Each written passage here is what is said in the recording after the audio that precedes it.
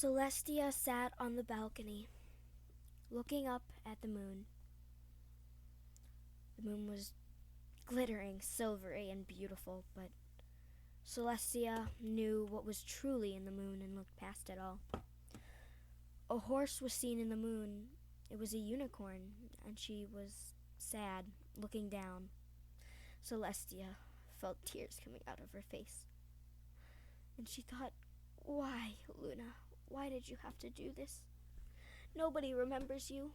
Only I remember you and the beautiful days that we ever had." She started crying. But then, down under the balcony, she heard something whine. She looked over the balcony and saw two ponies carrying a small brown bundle that kept whining. The two ponies were dressed in rags, and you could see the ribs in their stomachs. They were unfed. They didn't have any money, any clothes, it looked like. Celestia felt really bad, and she had to see what was wrong, because sadness was appeared on her face. And Celestia thought, "I don't want anybody in my kingdom to have the sadness that I am having. Nobody should have to deal with it." So she flew down and looked at the two. At first they cowered, but then they looked at her and realized, and they walked up to her. Celestia looked down awkwardly at the brown bundle. "What have you got there?" She put a smile on her face and raised her wings in a very kind way. She didn't want them to be scared of her. She was here to help. The woman, the female, shakily raised her hooves and gave her the brown bundle. When Celestia opened it up gently, it was a young colt. A young baby indeed. He was very cute. He was white as snow, and his mane was a beautiful golden color. "What's his name?" she said, but stopped dead. The two were gone. All she could see were hoof prints, and they were spaced out very far. They had been running away. Celestia felt angry. "You want him lonely?" "I know what it feels to be lonely. I have lost my own sister." But suddenly she stopped and it ebbed away. "They probably want what's best. They want me to take care of him. That's probably why they were coming to Canterlot." She looked at the small bundle and smiled. "You will be my nephew, Blueblood. That's a good name. You will be known as Prince Blueblood." The baby smiled. Years had passed, and Blueblood got a little bit older. Not old enough that he was called a stallion, but he was still a young colt, but started being treated like a grown-up. The years had been great for Blueblood. Celestia had been teaching him, and one day he had a weird quiz with a dragon egg, and it was weird because he wasn't even in school. He didn't hatch the egg, but Celestia wasn't mad. He was given a good score, and she gave him a pat on the head, and they had a snack. Every day Celestia would teach him, then they would play. Yes, there would be royal duties, but nothing too big and severe. She made a house for unicorns, gifted unicorns, but luckily that didn't take too much day. Blueblood was sitting in the castle, playing on Princess Celestia's throne, sitting, waiting for her to come home. Then the door started creaking open, and Celestia walked in. A young filly with her. A very pretty filly indeed. The filly had beautiful mane, pink, purple, and golden. Kind of like his, but it was a little bit more yellow. And she was a cotton candy kind of pelted filly, but beautiful nonetheless. The purple tips on her wings were beautiful. But then Blueblood cocked his head. "She has a horn like me, and Pegasus wings like Princess Celestia." Celestia saw the confusement in his eyes, And she said, "This is my niece, my adopted niece, like you are my adopted nephew. Her name is Cadence, and she is your cousin." Blue Blood was so happy, and suddenly the filly zipped around that room. "I'm Cadence. I'm so happy to meet you. We're going to be so much buddies." And she flew down next to Blue Blood and halted right before she smacked into him. Blue Blood backed away a little bit, but then said, "My name's Blue Blood. I like yours, Cadence. It's very beautiful." "Well, thank you. I'm so happy to meet you. I want to play every day with you. I mean, she's already taught me about love magic, but I'm going to teach a little bit more. I mean, I got wings. Is that so cool?" Blue Blood smiled. He could not wait to play with this filly.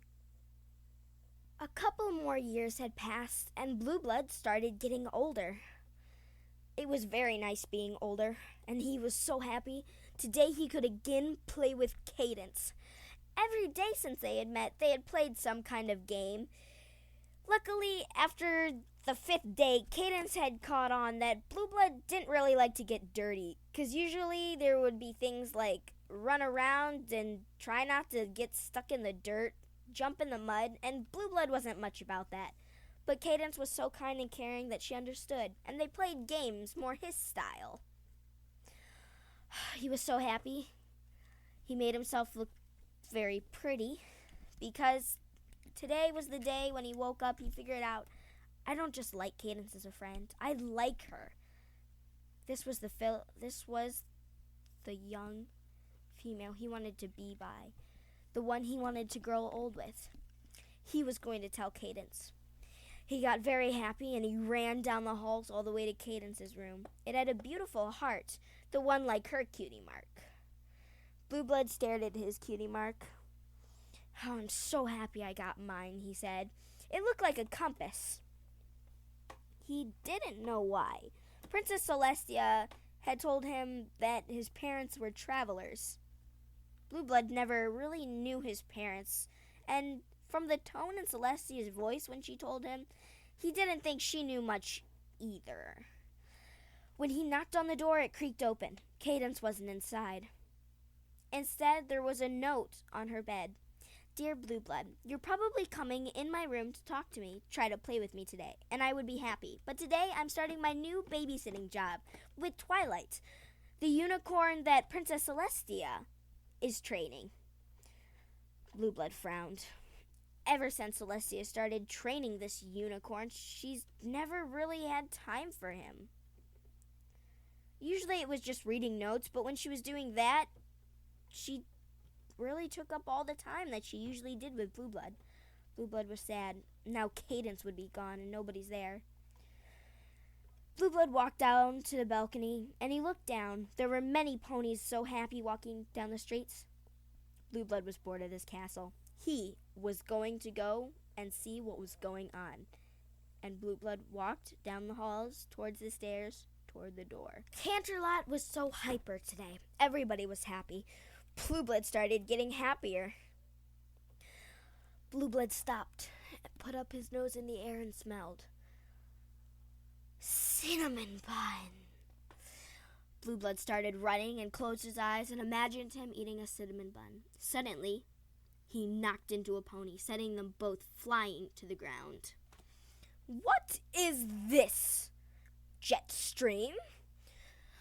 The filly, whatever she was, Blue Blood couldn't tell. He was still dazed from falling onto the street. She got up and quickly snapped up her head into the sky. The one who Blue Blood thought was called Jetstream answered, "I don't know, upper crust. Probably just a stray commoner. Keep moving." Blue Blood's eyes narrowed. "I'm not a commoner. I'm Prince Blue Blood." Upper crust eyes snapped open. "You're Prince Blue Blood?" "Yes, I am. And please treat me with respect. Now, if you don't mind, I'm going to eat some lunch. A cinnamon bun." Upper crust looked at him, her eyes wide. "You're not going to eat a cinnamon bun. That's commoner food. You need to learn how to be a true Canterlot pony." And with that, she walked away with Blue Blood, teaching him everything he needed to know. As Blue Blood walked down the streets, he held his head high. A small smile planted on his face. Not so big he looked like a commoner pony. Uppercrust and Jetstream were no longer with him, but they had taught him all useful information. How to look no longer like a commoner pony, to stay a little bit more snooty so ponies knew how to act in your presence.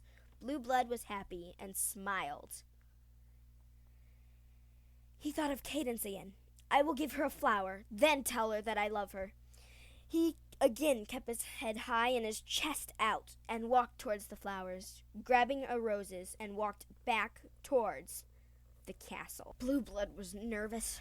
He looked at the rose that he was going to give to Cadence, and he was so nervous. He was going to ask her, tell her how she felt. This was scary. But then his head snapped up. "Uppercrust told me never to show fear. That's how you get the girl." When he saw Cadence, Blue Blood got a little bit more nervous, but held his head high. "I'm going to go tell her." Cadence was laughing. She looked like she was talking to some pony. As Blue Blood walked farther, he looked around the corner. She was walking with another stallion. They were laughing, and they were happy, even happier than Cadence had been with Blue Blood. It was that stupid Shining Armor, the captain of the guard. "Please tell me that Cadence doesn't like him. I don't want to lose her." When Blue Blood finally approached Cadence, she said, "Hi, Blue Blood. This is Shining Armor. He's my boyfriend." Blue Blood's heart sunk. "What?" "He's my boyfriend, Blue Blood. Didn't I just tell you?" Blue Blood's heart sunk deeper. "What do you want?" He looked at Cadence and swallowed. "Boyfriend? Nothing. I was just going to tell you that Celestia's gonna be coming home, and then we're gonna have dinner. But, I'll just go, by Shining Armor. See you, Blue Blood." Blue Blood walked away. His heart was broken. No. He lost everything. He lost Cadence, the only one that kept him sane. He had no more love in his heart. Blue Blood went to crying, but his head immediately snapped up. "Uppercrust says I have to be big and strong, and just big and strong," Blue Blood thought. "If I stay like this, snooty, irrependable, every girl will want me, and then I will show Cadence." Every day since then, Blue Blood started flashing his charm everywhere. He would get a girl, but then she would leave before the day was out. "I will keep doing this. I will get a friend in the world, even if it will be those sophisticated ones." But after the 10th pony left, Blue Blood felt sadder. "If nobody sees how great I am, how sophisticated I am, then maybe I'm not meant for anybody. I'll just stay as snooty as possible. I don't need love. I need servants. I need people who respect me. I'll stay with the snooty ones like Uppercrust, the ones that truly respect me and know me. I don't need love. I can be the happiest stallion without it. I'm a prince, and that is who I am." Well, there you have it, guys, and that is my headcanon on Blue Blood's past. I don't really want to change your minds, but if it does, I feel really happy about it. I would love if people could do a video about it, like many people like Brony Curious or MLP Wolf. I would be very happy, and I wouldn't mind if you guys do that. Well, this is the end of the video, and remember, have fun, pony on like MLP, and as always, stay sassy.